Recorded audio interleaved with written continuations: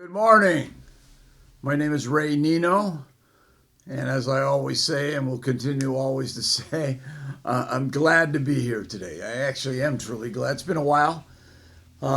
Today, I'd like to share I feel a very personal message. Not necessarily all of it, but when I studied it and when I was spending time with it, and actually as it's really been in my life, I look at it and I can so see myself in so many aspects of what it is and how God has brought me in along in my life, to come to be where I am right here today. But today we're gonna talk about Esau and Jacob, and the question that I'm asking at the beginning is, are you following in the steps of Esau?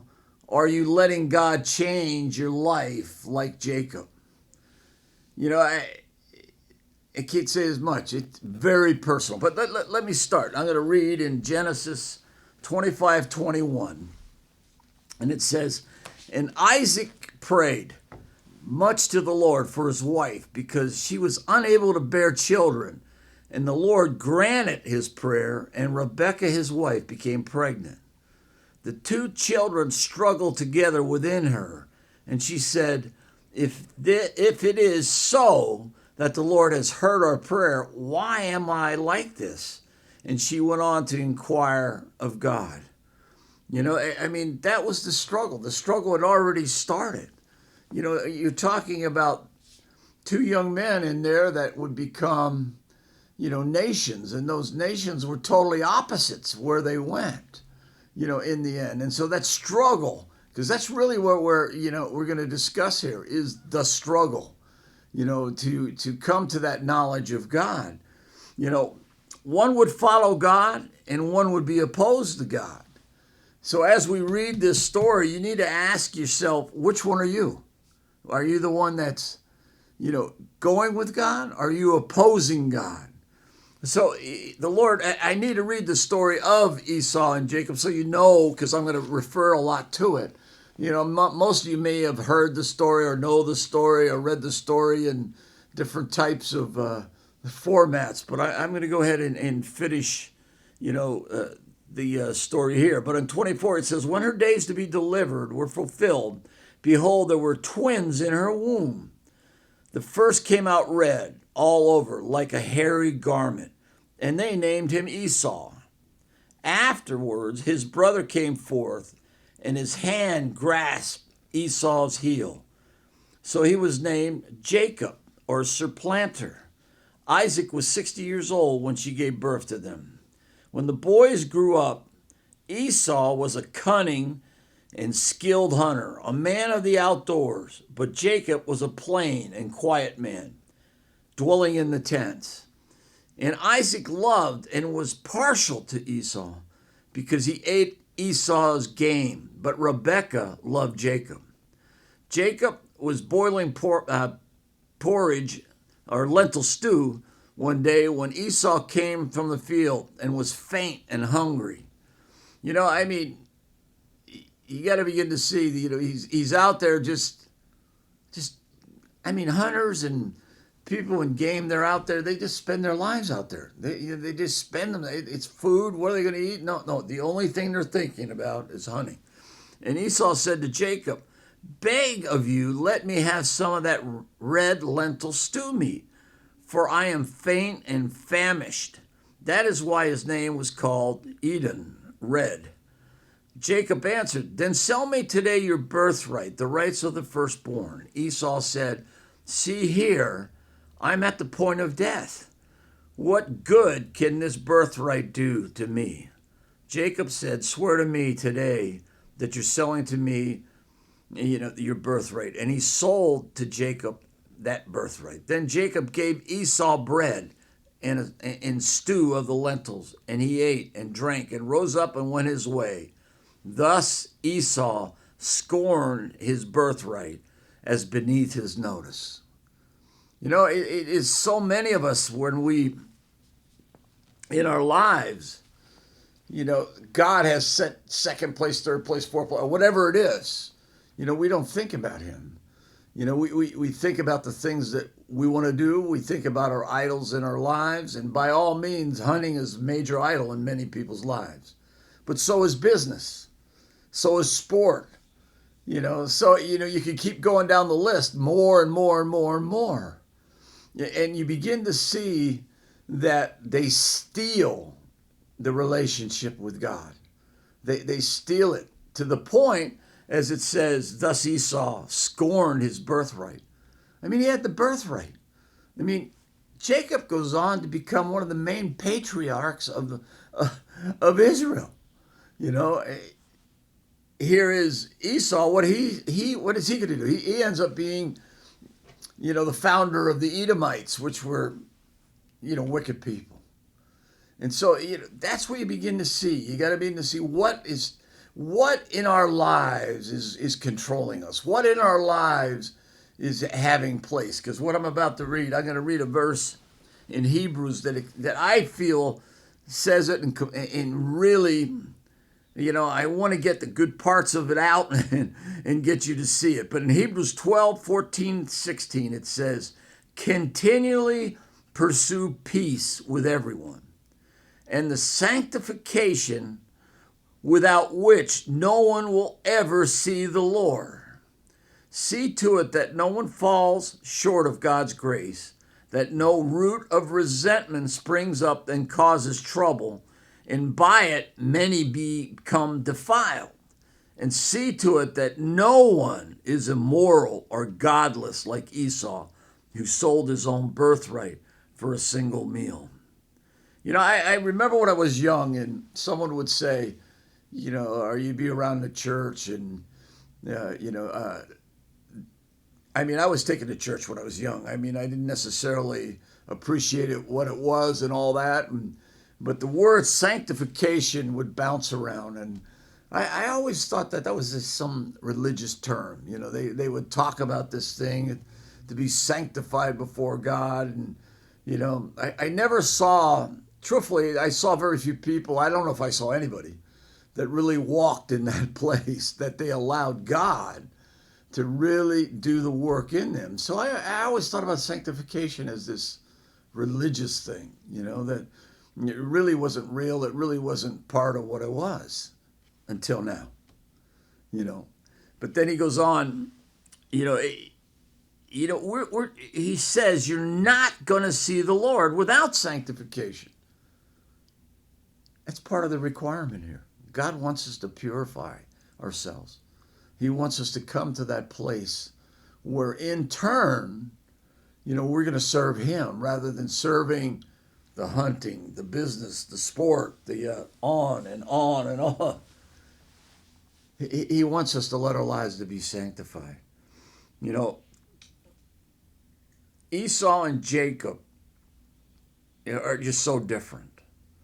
But sanctification is the action and the process of being freed from sin or purified, separated unto God. The process of sanctification takes a deliberate action on our part to be freed from sin. In sin, in John it says in sin, and it says everyone who commits and practices sin is guilty of lawlessness. What that is what sin is, lawlessness, the breaking, the violating of God's law by transgression or neglect, being unrestrained, unregulated by his commands and his will. That was my life for a large part of my life, being unregulated and unrestrained. That's how I lived my life. I didn't know that you had to find that place of humility and submission. I didn't understand, like I said, what sanctification was, the separating of yourself from the very sin that was there. 1 Peter says in 1:15, but be like the Holy One who called you to be holy yourself in all your conduct. Be set apart from the world by your godly character and moral courage, because it's written, you shall be holy, set apart, for I am holy. That's the commandment. It isn't some religious term here, sanctification. The commandment is we're to be holy like God is holy. Holy being, we're separated. It says being set apart from the world by your godly character and moral courage. I mean, when you're unregulated and unrestrained and you do everything you want to do, you're not set apart from the world. And there is no moral courage that stands there. All that's there is rebellion. The rebellion is forcing you to do, what you want to do. But today, that's what we're talking about. We're talking about the holy call of God on our lives. And then I'm asking the question, and who of you will answer that call?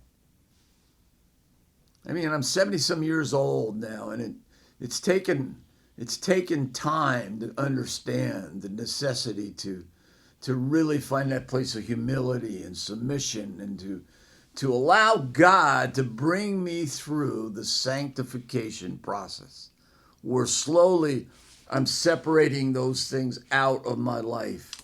I'm having moral courage. I'm getting to the point where I don't desire these things anymore. I always thought, oh yeah, well, I want to do that. And that's what so many people, they go to church and they hear about God. They love to sing. They love to worship. Yet when it comes to certain areas, it's like an interesting thing. It's like everything seems okay until you get to certain points. I remember being in the music business, one of those points always was, well, I can do everything except, why do I have to not listen to this music? Or what you begin to see that separation comes, and that's the requirement. He says to be holy as I am holy. God wants us to live holy. He wants us to live a sanctified life. I mean, I probably could keep saying that over and over and over here, and I probably will say it over and over a bunch more, but you've got to begin to learn. You got to come out from among them. You got to be separate. Separate. You live in the world, yes, but you can't be party to all the things that are there. Listen, I've watched too many people. They've allowed those things to come in their lives. Those things eventually ruled their lives. And like Esau, they rejected the birthright of God because they cared more about the things than they did separating themselves from them and being separated unto God. Now, Esau, I want to talk about Esau a little bit because you can begin to see, and when I talk about Esau, it's not just Esau. I really want you to see yourself in Esau. It's not just a story here. There are moral statements being made. There are God's trying to show you in Esau what the problems were and what became and what happened because of those problems. Now, what really occupied Esau's life? Obviously, we already talked. He was a hunter. He was an outdoorsman. This was the idols in his life. It said he was a wanderer. He didn't know where he was. He was here. He was there. And like he showed up when Jacob was cooking the lentils. He showed up. He was totally exhausted. From what? Being out there doing what he wanted to do. He's not even caring about his own body when he says, hey, I'm at the end. All I want is this bowl of lentils. Whereas, God, Jacob's there trying to barter with him that the lentils, or he wants his birthright. And to Esau, the birthright meant nothing. The lentils meant he would be fulfilled and no longer hungry. And so how quickly he gave it up. But again, think about your own life. Think about my life. What areas in my life did I care more about? It's an interesting thing. Some of you hunters may think I'm picking on you here, but I'm going to talk about it. It's when hunting season starts and it happens to fall on Sunday, where do you go? That's what I'm talking about with the whole bowl of lentils. You care more about the other things than you care to go be with God on that day. In the businessmen, oh, my trips are big. I've got to be here. I've got to go do all these things. I've got to be party to this. And, yet the church is doing things, or the fellowship of people are there. And I don't need to go to that. I need to go do the business. The bowl of lentils meant more than the birthright of God. That's what it was, truth, and that's what it's truth that's in you. It said in Genesis 25:27, when the boys grew up, Esau was a capable and skilled hunter, a man of outdoors, but Jacob was a quiet man. That's what we're looking at. He was the outdoorsman, and it shows it there. He says, many of us, including ourselves, we're like Jacob. And then secondly, Jacob, what did he do? When you get in the midst of things and you allow yourself not really to be locked in with God, or, listening to his voice and all that, you begin to gather around areas. And, Jacob ended up marrying two women. And the two women that Jacob married, are described as adulterous and idolatrous. They're linked to harlotry in their name and the jewelry and the perfumes. This is what happens.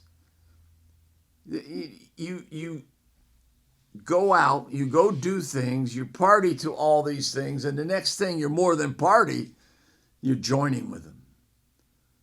You're being part way beyond anything that you need to be. And these women, that he was part of, I mean, they were wicked. They were wicked women. They were from a wicked, group of people. I mean, it's a sad thing where we go. And again, I always look back at myself and I think, what did I submerge myself in, and you look at all the entertainment and you look at all the junk that was around, and I look how it affected me. I look at, it just had so much then hold of you, so that when you really wanted to walk and be separated unto God and understand sanctification in your life, you were so caught up in the other things, you couldn't see the path forward. All you saw was, hey, I like to do these things. I enjoy doing these things, in it. It also says in the first verse in Hebrews, it says, see that no root of resentment springs up and causes trouble, and by it be defiled.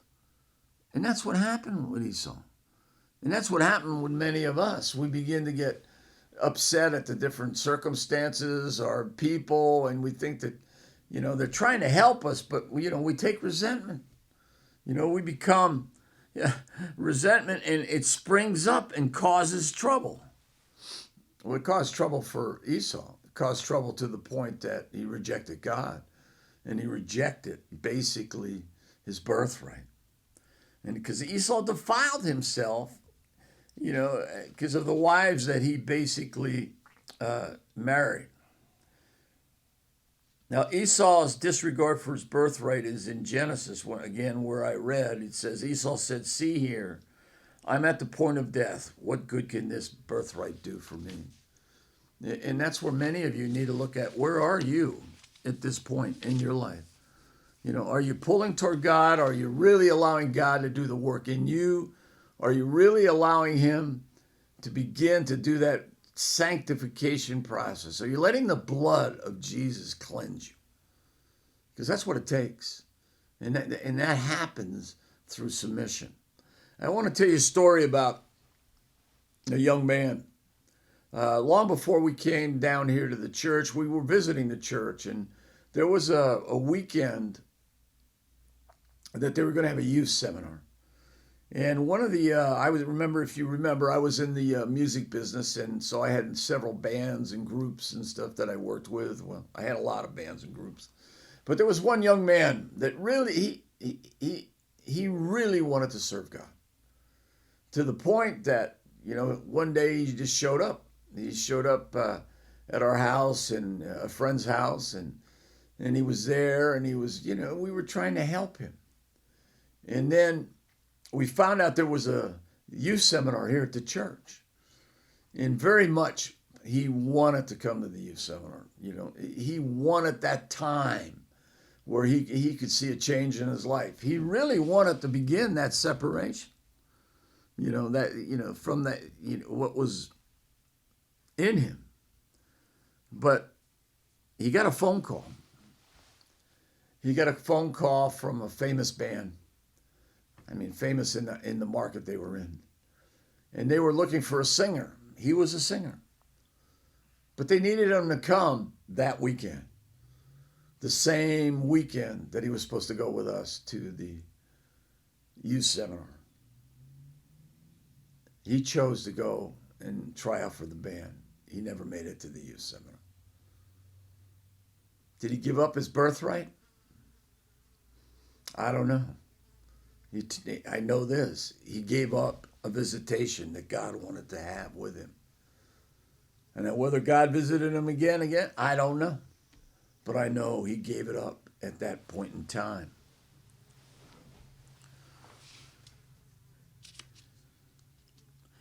I want to read this verse in Luke because this pretty much says what I'm trying to say in it. Luke 19:41, and he said, as Jesus approached, he saw the city.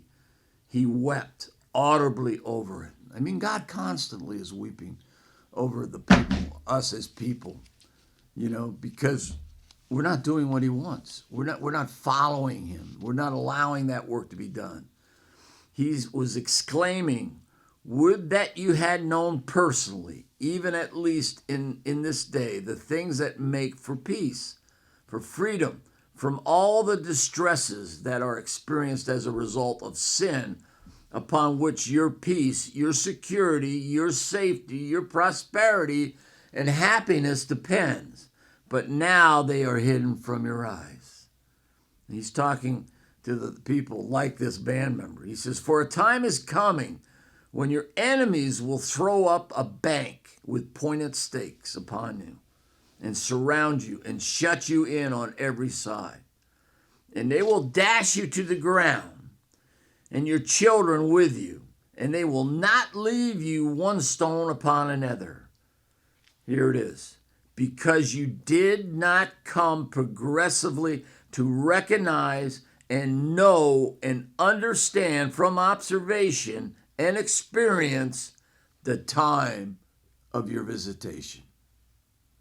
That is when God was visiting you, the time in which God showed himself gracious toward you and offered you salvation through Christ. Was that the time for that man? I mean, how many times have you rejected it? How many times have you found other things to do when God wanted you to be here or there in order to hear what he was trying to speak to you?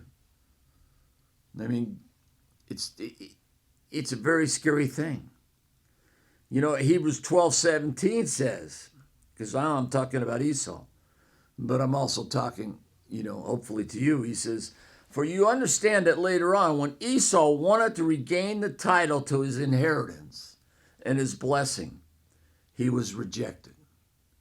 He was disqualified, set aside, for he could not find opportunity to repair by repentance what he had done. No chance to recall the choice he had made, although he sought it carefully with bitter tears. He missed his visitation.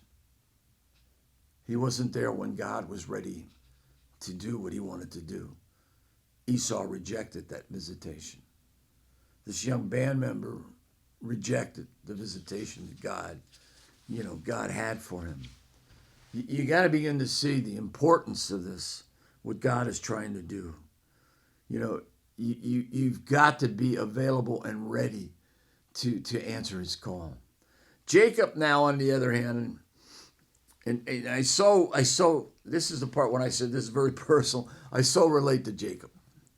And part of these things that I'm going to say is why I relate to him. He was a supplanter. He was a schemer. He was a trickster. He was a swindler. Truthfully, he was a wheeler dealer. In a good portion of my life, I was a wheeler dealer. I knew how to make deals. I knew how to get out of problems. I'd make a deal. And that was Jacob. He entered the world as grasping his brother's heel. He was a supplanter. He was trying to take his place, and he did. He swindled Esau out of his birthright for a cup of soup. Then him and his mother tricked his dad into believing he was Esau, and Jacob blessed him with Esau's birthright. I mean, that's who he was. Then after being gone for many years, he began facing the reality because he left. He left to get a wife, and he raised a family. He moved off, and he was there, and he became rich and full. He was doing quite well. But now the time had come, he had to go meet his brother again. In fact, if I can find it here, it says, he says, and a messenger returned. It's in Genesis 32:6. And a messenger returned to Jacob saying, we came to your brother, and now he is on the way to meet you. Yeah. I mean, at this point in time, I think Jacob was beside himself. He didn't know what to do. In verse 11, he says, he's crying out to God, deliver me, I pray, from the hand of my brother, from the hand of Esau, for I fear him, lest he come and smite us all, mothers and all the children. It's interesting what was going on there. Here he is. He's gone off, everything's great, and now he comes back to encounter what? The sin of his life. Where he had supplanted, schemed, tricked, and swindled. How many times do we come back to those same places in our lives when we begin to realize all the things that we did were not right? I've came front to front with that many, many times to see what all the things that had happened in my life were really like. So I'm going to move pretty quick here because I'm losing time. But I think it's important that I want to read this place here because this is my personal experience as well. He says Jacob went, and he was getting ready. He sent his men. He made these plans how he was going to do all these things, send cattle, send oxen, to do all these things to his brother to appease him. That's what he was doing. He was trying to figure out ways to make it work. And then at that night he left by himself. He went with his wife and stuff, and then he went by himself. And while he was by himself, it says the man, and the man is capitalized. So it's actually obviously, and God asked him. And I'm sorry. Here it is in 22. He says, but he rose up that same night and took his 2 wives and his 2 servants and his 11 sons and passed over the fork. And he took them and sent them across the brook also, and he sent over all that he had. And Jacob was left alone, and a man, and it's capital, and that's God, wrestled with him until daybreak.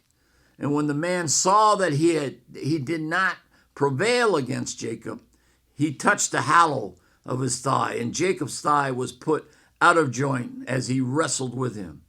And then he said, let me go, for day is breaking. But Jacob said, I'll not let go unless you declare a blessing unto me. And the man asked him, what's your name? In shock of realization, whispering, he said, Jacob, supplanter, schemer, trickster, swindler. And he said, your name shall be called no more Jacob. He's not going to be the swindler, the scammer and all that anymore. He says, it's not going to be that. He says, but you're going to be Israel, a contender with God. For you have contended and have power with God and all men. You have to begin to see that story is, and I've watched it in my own life. So many times I've come up to that place, you know. And I guess I'm actually out of time. But